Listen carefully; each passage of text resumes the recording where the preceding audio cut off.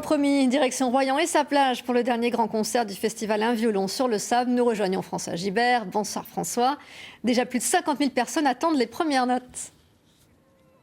Oui, bonsoir Marie-Ange, bonsoir à tous et bienvenue à Royan sur la plage de la Grande Conche pour la 28e édition de Violon sur le sable et son 3e grand concert ce soir. Un concert où déjà plus de 50 000 personnes sont derrière moi en train d'attendre. Alors, le Violon sur le sable, c'est une vision de la musique classique un petit peu décalée. À l'image de ce concert hier soir sur un court de tennis, c'était un match d'impro où il n'y avait ni gagnant ni perdant, mais deux virtuoses qui avaient vraiment envie de s'amuser, regarder et surtout savourer.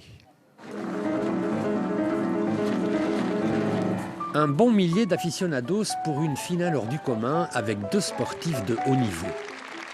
Ils manient tous les deux avec talent la trille liftée et le passing shot à quatre mains, la migration de la méduse, la charge du buffle ou la plongée du cachalot, autant de thèmes imposés hier soir qu'ils ont balayés tous les deux d'un revers de notes pétillantes. Il y a ce plaisir d'inventer la musique sur le moment sans savoir du tout où on va aller. Les thèmes arrivent, les rythmes, l'autre propose quelque chose et il y a quelque chose, comment dire, il faut accepter qu'on ne sait pas ce qui va se passer. Voilà, il y a une acceptation pleine et entière du fait qu'on découvre presque en même temps que le public où est-ce que la musique nous mène. D'ailleurs, son adversaire Jean Rondeau, claveciniste virtuose, s'est laissé embarquer dans ce voyage improbable. Pour ce virtuose qui navigue entre Jean-Sébastien Bach et le jazz, il n'y a pas assez de place pour l'improvisation dans l'apprentissage de la musique.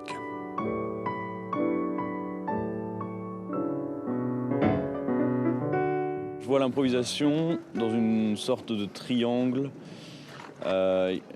équilatéral dans lequel il y aurait, donc, en plus de l'improvisation, l'écriture, la composition et l'interprétation. Et en fait, je ne pense pas que l'improvisation est quelque chose d'annexe.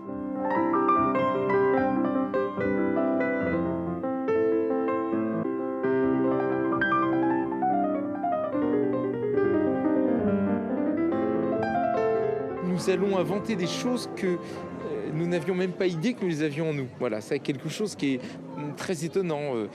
On va aller du côté du jazz, du côté du classique, du côté du contemporain, un thème élancé, une harmonie, et on découvre chemin faisant la musique en train de se faire. Un petit peu comme si on décidait de ne plus contrôler. Vous savez, il y a des moments dans la vie où on décide de laisser faire les événements. Voilà, et bien c'est la même chose. C'est la même chose en improvisation. Et ça fait beaucoup de bien.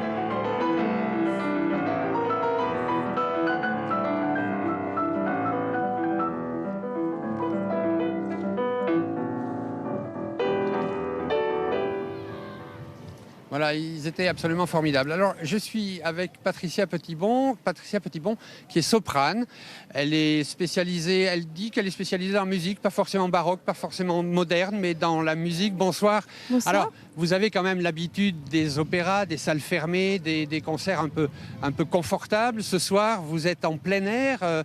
Qu'est-ce qui vous a donné envie, finalement, de venir jouer ici ?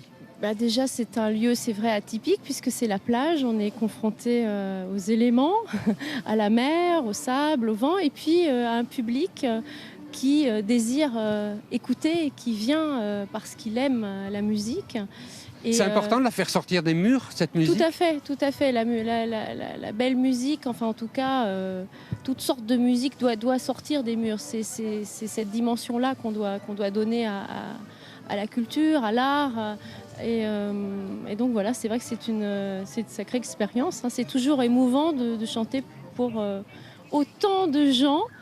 Et en même temps, c'est un peu irrationnel parce que on est dans le vent en fait. On ne sent pas tellement les gens. On les voit, mais on est dans un espace ouvert. Comment on s'adapte vous, votre voix, votre... Mais écoutez, je vais essayer, oui, effectivement, de m'adapter, c'est-à-dire me servir énormément de la sonorisation, parce que c'est vrai qu'on ne peut pas chanter sans sonorisation, c'est impossible.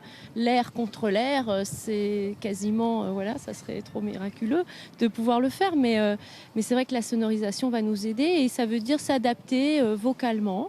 Et on ne doit pas chanter comme on chanterait dans une salle fait à cet effet, quoi. Je vous remercie. En tout cas, je vous donne rendez-vous ce soir. Nous y serons et bon concert. Alors, évidemment, des concerts comme ça demande une certaine organisation et une logistique absolument colossale. Alors, une de nos équipes a suivi toute l'installation du dispositif. Vous allez voir, c'est assez impressionnant. C'est un reportage de Christine de Ponchalon et Kevin Berg. C'est une mécanique bien rodée. Le violon a joué sur le sable pour la première fois il y a 28 ans et une grande partie des équipes qui installent la structure reviennent chaque été. On essaye d'améliorer les choses. Donc si vous aviez connu quand tout au début c'était vraiment petit, aujourd'hui c'est devenu, c'est vrai, c'est grand, c'est une grosse structure. Et voilà, donc tous les ans on essaye d'améliorer, de changer un petit peu. La plage de Royan est un concentré de toutes les difficultés et pièges d'un spectacle en plein air. Vent, sable, sel, chaleur qui abîment le matériel et les fragiles instruments des musiciens. Des prises de son difficiles pour une très grande surface de public à couvrir. Dans ce cadre très particulier, la musique instrumentale classique et l'opéra nécessitent les moyens de diffusion d'un concert de rock. Quand il y a 40 000 personnes sur la plage, on se retrouve dans le même état que dans un concert de rock. Il y a cette puissance philharmonique qui est un petit peu surexagérée, effectivement, par rapport à ce qu'on peut entendre dans une salle de concert. Donc ici, on va être très fort sur le final avec le feu. Après, sur le reste du concert, on va être dans un niveau qu'on pourrait retrouver dans les premiers rangs d'une philharmonie.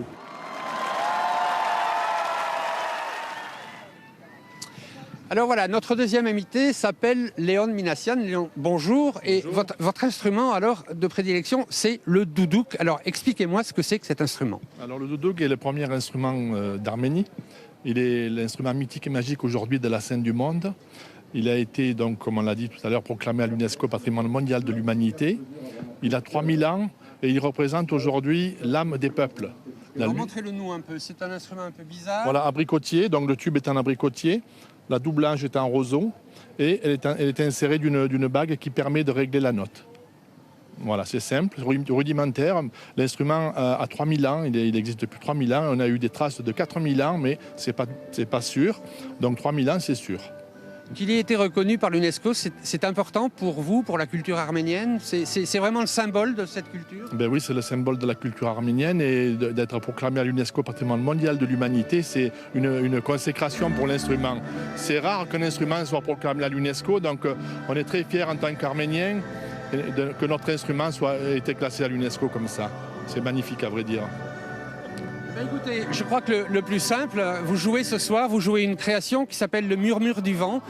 Vous êtes 3, vous l'avez composé. Oui. Je crois que le plus simple, c'est de vous laisser jouer, hein, de vous souhaiter vraiment un très très bon concert ce soir. Il y aura 50 000 personnes. Alors, la Météo France a promis que ce soir il ferait beau, mais quand même, n'oubliez pas votre petite laine. On se quitte avec Léon Minassian, son doudouk, et ses musiciens. Venez, messieurs, dames. C'est à vous.